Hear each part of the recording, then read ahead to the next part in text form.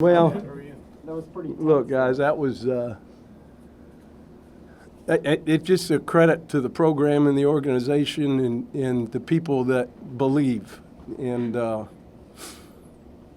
way I look at it, we came in with a purpose. We played the way we needed to play, and it wasn't pretty. But I'm going to tell you this: the future's bright for the Gators, and it's no small feat to go to that championship game back to back. I think that's what we're doing, which is pretty cool. And I just can't tell you how proud I am of our players, our staff, and happy for the Gator fans. Don't think we're very good, but all we do is end up back in Atlanta, right? So that's pretty cool.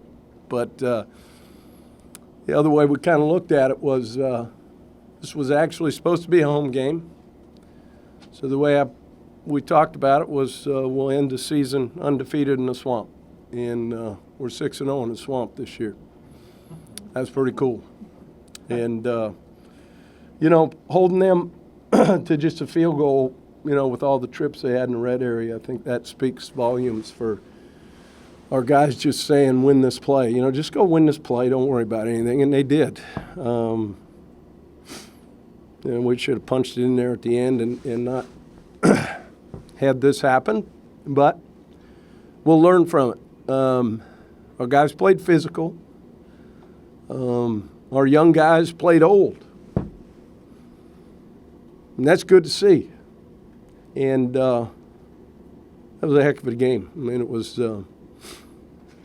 back and forth. Our guys didn't let momentum bother them like it has in the past. And I don't think we turned the ball over, and I think they did. So that's kind of how football games are won and lost. And we got to do a better job getting the ball in playmakers' hands. We knew Tyree could run by the guy. We had it early, flattened out the throw. There's a lot of things you can look back and you can question and all that stuff. But the last time I checked, the scoreboard said the Gators had more points than the Tigers. So that's pretty cool. Aren't you guys glad you came? Yeah, good. Questions? Robbie, can you talk about the goal line stand in the fourth down play in particular? Yeah, I mean, we were in Hippo Diamond Stick.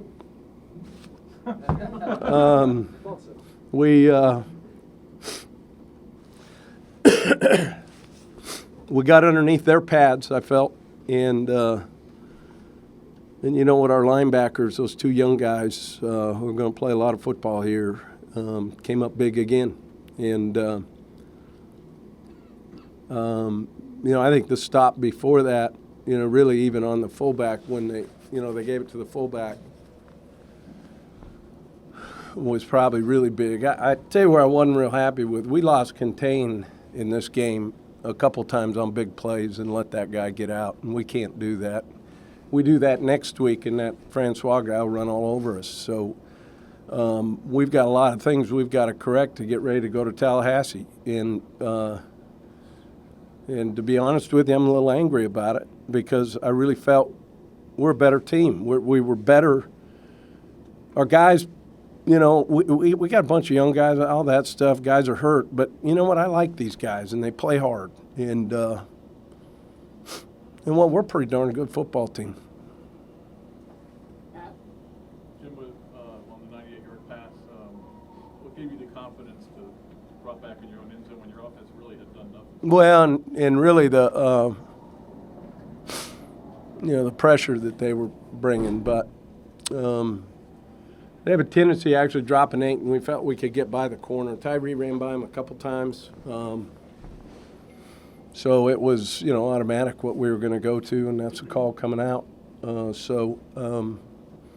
was good to see him make play, and good to see getting the ball in a playmaker's hands. Does that play have something cool, like a train right, Joe, Big Red Let's see. Deuce right off hack.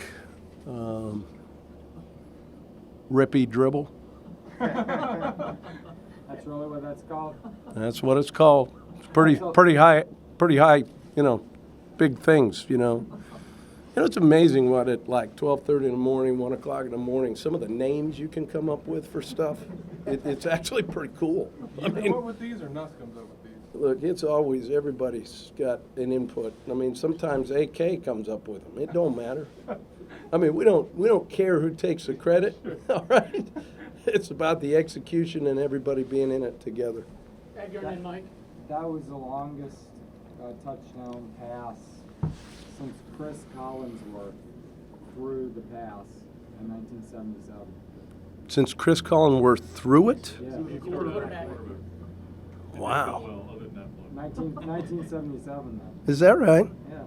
So, are you telling me then that Tyree's got a chance with a television career on broadcasting? Is that what we got? The run game, just the way Jordan Scarlett, I mean, his effort. Here's what I thought we put a dent in those guys. I mean, that's a heck of a defense now, guys. I mean, it's not sell it short. I mean, they stopped damn near everybody they played. And I thought we dented it pretty good. We should have kept denting it, But our offensive line was challenged. They were called out. It'll be interesting to watch the replay. But I think we played with some pad level. And we played with some resolve and some finish and some energy. And that's the way you have to play the game, and I thought they did that. And you said kept denting it? Yeah, they were putting a dent in them. No, but you said we should have maybe kept denting it? Well, that's my belief. You saw the game. What do you want to do? I want to pound it at them, all right? And we were pounding it on them. And these guys getting called out up front, they ain't right. And I'm proud of them. Mike over here and then Zach. Coach, how satisfied are you that you guys won this game, considering all the rhetoric that was coming out of here 4 or 5 weeks ago about you guys trying to duck LSU? Yeah, can you believe that?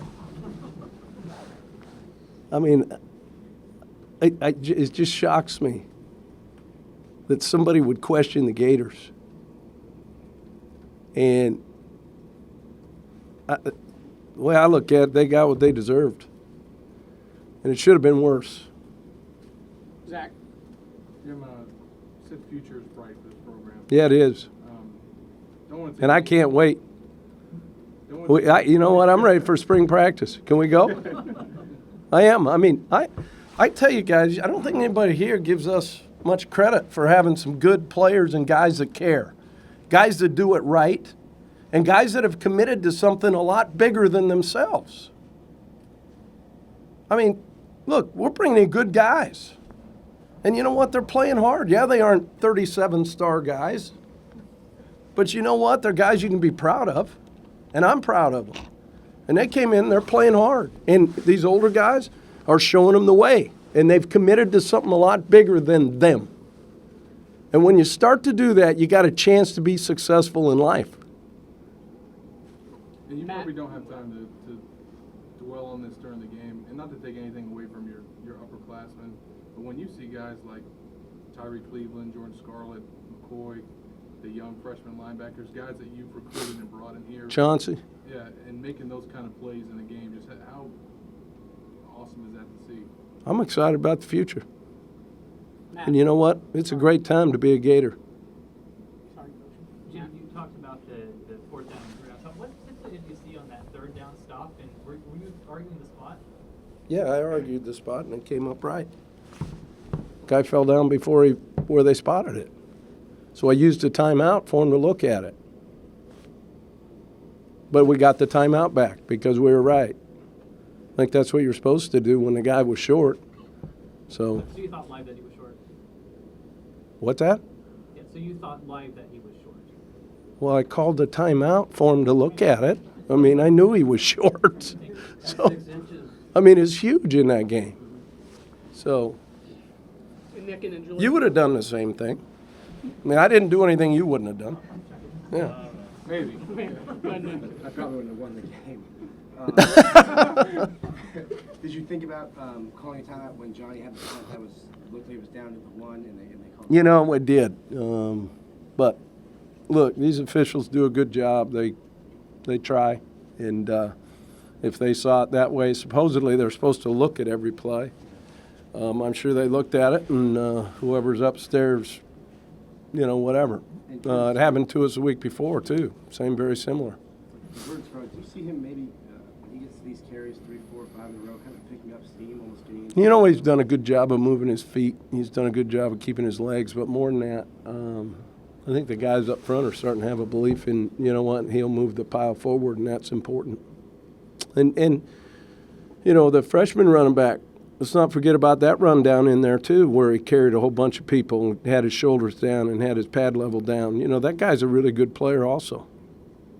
Julian and Jordan. Coach, just wondering, can you tell us what was happening in the pregame, that little shoving match, the scuffle pregame? I don't know. I was in here putting my tennis shoes on, so tell me what happened. I don't know. Okay, well. Jordan. Caleb Ryan. By the way, my tennis shoes fit good, though. Okay. Caleb Brandy's forced fumble in the red zone early in the game. How important was Yeah. it to stop LSU, especially with them getting a second long? Well, I think anytime you hold a team that's down the red area to a field goal, that means, you know, what do they have, four trips down there or whatever? But again, it goes back to a mindset of don't worry about, win the now. Our guys won the now. They're starting to get it. Mike and then Ryan. Coach, you brought up, you know, second time to Atlanta, everybody knows that.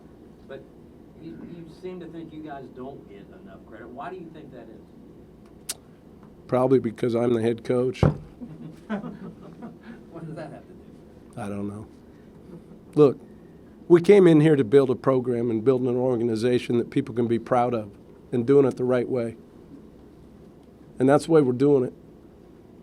And things aren't always pretty. This time of year is pretty in Atlanta. This will be the second year we'll go see it. Ryan over to the left. You had 60 offensive yards before that touchdown pass. What did that do to just take some pressure off and build some confidence to the offense? I'll tell you what it did. It added 98. Florida players are available on the field, guys. Edgar, go ahead. Look back to Caleb, though. I mean, that was Unbelievable maybe his best play. game he's played as a game. Here's what he did too. He didn't let the little things bother him. There's times where he'll get held and he'll, you know, have a panic attack or something rather than just go back and play the next play. What he did is he grew up in this game. He went back and he played the next play and he didn't worry about all the stuff, all the clutter. He focused on doing his job, and I'm just proud of him, man. This guy's a heck of a player, and when he's on, he's as good as anybody in the country, and he's proven it. I mean, that's maybe the best line you guys have faced, isn't it? I just know they were big sons of guns. Thanks, guys. Thanks. Our players are out.